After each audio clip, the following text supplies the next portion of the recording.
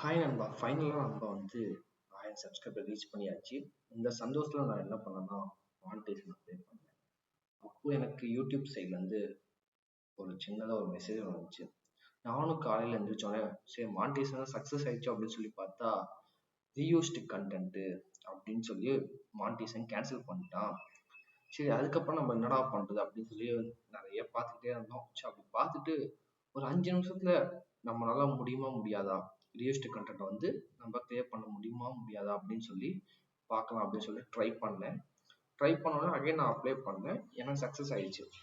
So அதை தான் நான் வந்து உங்களுக்கு சொல்ல போகிறேன் என்ன பண்ணது. ஃபஸ்ட்டு இதுலேயே நான் இன்னொன்று அட்டாச் பண்ணியிருக்கேன். யூடியூப் சைட்லேருந்து நீங்கள் இதெல்லாம் பண்ணலாம், இதெல்லாம் பண்ணக்கூடாது அப்படின்னு சொல்லி சில வழிமுறைகள் இருக்குது. அந்த சில வழிமுறைகளை வந்து நான் நம்ம சேனலில் போட்டிருக்கேன். அதை நீங்கள் பார்த்து படிச்சுக்கோங்க. அப்படி தெரிலனாலும் அது என்னென்னு நான் உங்களுக்கு எக்ஸ்பிளைன் பண்ணுறேன். ஃபஸ்ட்டு நீங்கள் மானிட்டைசேஷன் செய்கிறதுக்கு என்னென்னலாம் நீங்கள் பண்ணலாம். ஒரு வீடியோ வந்து நீங்கள் நகைச்சுவையாக எடுத்து மாற்றி போடலாம். இல்லை இன்னொருத்தவங்க வீடியோ எடுத்து அதில் ஏதாவது விமர்சனம் பண்ணி மூவி ரிவ்யூலாம் பண்ணுறாங்க. ஸோ அந்த மாதிரி விமர்சனம் பண்ணி போடலாம். ஒரு படத்தோட காட்சி, ஒரு படத்தை வந்து நம்ம டவுன்லோட் பண்ணி அதோட வாய்ஸ் ஓவர் பண்ணி டப்பிங் பண்ணி உங்களோட வாய்ஸில் நீங்கள் போடலாம். சில விளையாட்டுகள்லாம் இருக்குல்ல, இந்த கிரிக்கெட் அந்த மாதிரிலாம் போட்டுறாதீங்க.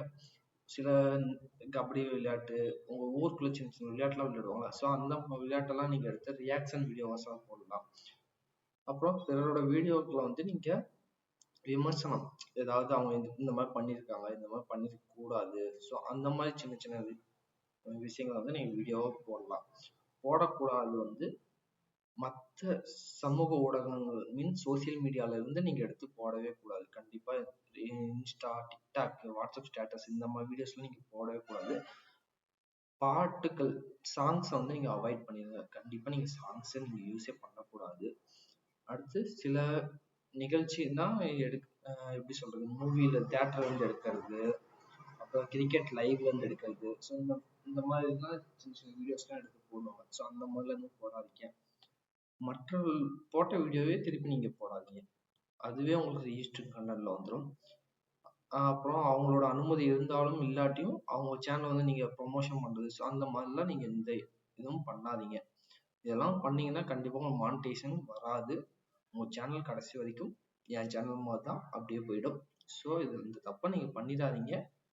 மறக்காம இதெல்லாம் கண்டிப்பா ஃபாலோ பண்ணுங்க. உங்க வீடியோல இருக்க எல்லா கண்டென்ட்டுமே ஒரிஜினல் கண்டென்ட்டான்னு பார்த்துக்கோங்க.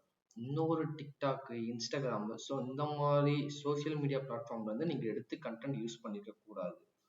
அப்படி யூஸ் பண்ணியிருந்தீங்கன்னா 5 நிமிஷம் போதும் அவன் உங்க சேனலை பார்த்து சஸ்பெண்ட் பண்ணிட்டு போயிடுவான். இல்லாட்டி உங்க வீடியோஸ்லாம் காப்பிரைட் கொடுத்து டெலீட் பண்ணிட்டு போயிடுவான். ஸோ அந்த மாதிரி கண்டென்ட் நீங்க எதுவுமே யூஸ் பண்ணாதீங்க. நானும் அந்த மாதிரி சின்ன தப்பு ஒன்று பண்ணி வச்சிருந்தேன். ஒரு 5 நிமிஷம் கண்டென்ட் தானே அப்படின்னு சொல்லி எடுத்து போட்டிருந்தேன்.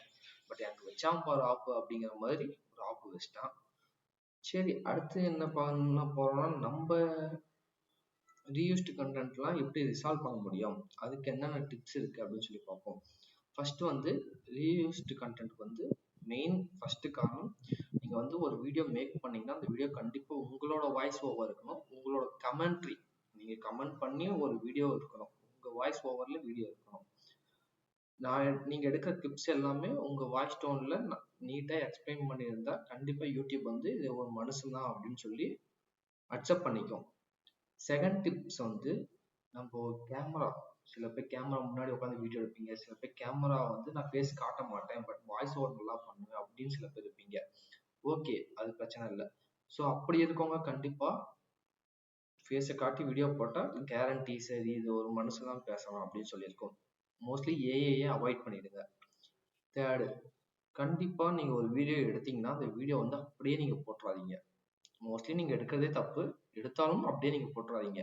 அந்த வீடியோல சின்னதா edit, transition, meme templates, filter, so இந்த மாதிரி கைன் மாஸ்டர், கேன்வா அந்த மாதிரி நிறைய அப்ளிகேஷன் இருக்கு. ஸோ அதெல்லாம் நீங்க யூஸ் பண்ணி பாருங்க. அதுல சின்ன சின்னதா கிளிப்ஸ் எல்லாம் நிறைய இருக்கு. அது வேணா கமெண்ட் பண்ணுங்க. ஃபுல் வீடியோ நெக்ஸ்ட் வீடியோல மேக் பண்றேன். இதுல இருந்து எப்படா அவாய்ட், இந்த ரீயூஸ்டு கண்டென்ட் எப்படி நம்ம அவாய்ட் பண்றது, 100% அவாய்ட் பண்ண முடியுமா அப்படின்னு கேட்டா முடியும். அது உங்களோட கையில தான் இருக்கு. பப்ளிக் டொமைனு, ஸோ நீங்க வந்து காப்பி பண்ணி போட்டீங்கன்னா மானிட்டைசேஷன் ரிஜெக்ட் ஆகும். கொஞ்சமாச்சும் நீங்க எடிட் பண்ணி ஏதாவது ஆட் பண்றது ரொம்ப ரொம்ப முக்கியம். கண்டிப்பா உங்க வீடியோக்குன்னு தனியா ஒரு இன்ட்ரோ வச்சுக்கோங்க, இல்ல அவுட்ரோ வச்சுக்கோங்க. இன்ட்ரோ அவுட்ரோன்னு நீங்க இன்ட்ரோ உங்க சேனல் நேம் போட்டு ஃபர்ஸ்ட் வரும், லாஸ்ட்ல தேங்க்ஸ் ஃபார் வாட்சிங் அந்த மாதிரி வைப்பீங்களா, அந்த மாதிரி வச்சு முடிச்சிருங்க. இதுக்கு மேல ஏதாவது உங்களுக்கு சேனல்ல இஷ்யூ இருக்கு, என்னால சேனல்ல இந்த மாதிரி ரன் பண்ண முடியல, வியூஸ் கம்மியா போகுது, இந்த மாதிரிலாம் உங்களுக்கு ஏதாவது இஷ்யூ இருந்தா கண்டிப்பா நீங்க கமெண்ட்ல சொல்லுங்க. உங்களுக்கு ஃபுல் வீடியோவை நான் அப்லோட் பண்றேன். எனக்கு தெரிஞ்சதை நான் உங்களுக்கு சொல்றேன், உங்களுக்கு தெரிஞ்சதை எனக்கு சொல்லுங்க. டாடா, பை பை, மீண்டும் சந்திப்போம்.